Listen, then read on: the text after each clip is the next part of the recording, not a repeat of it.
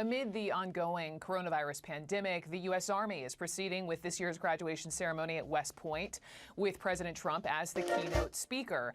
Despite the Academy declaring a public health emergency, West Point is asking 1,000 cadets to return to campus in New York, the state hardest hit by the virus. With me now, Will Goodwin. He's a retired Army veteran, and he is currently the Director of Government Relations for Vote Vets, which is a liberal veterans group. So, Will, thank you so much for being on with me today. And when you heard about all of this, I know you had some strong thoughts. What are they?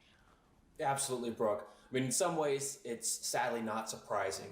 This president, for the last 3.5 years, has always taken the chance at every turn to use the military as a tool for his own domestic political gain, whether that was trying to ban transgender troops from serving openly, sending troops to the border over the holidays, over the caravan situation. I mean, he has just shown us time and again that it's all about him. And in this case, he wants to give a big speech.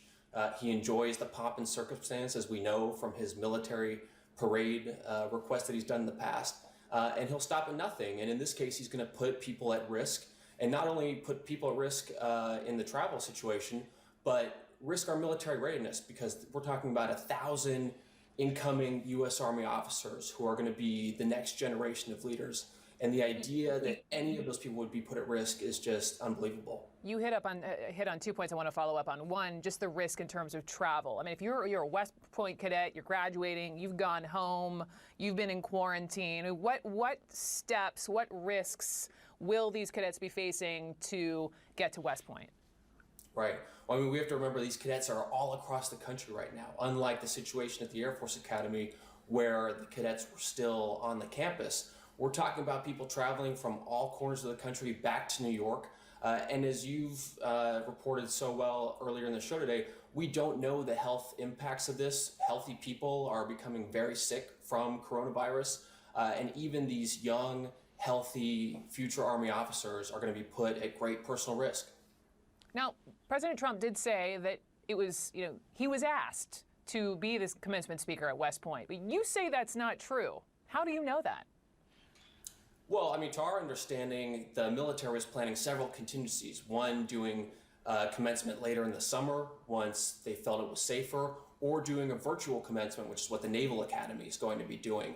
But instead of listening to the military formal recommendation and bring it to the president just decided to, again, go out and make the decision himself without telling the military ahead of time and allowing them to go through that deliberate planning process.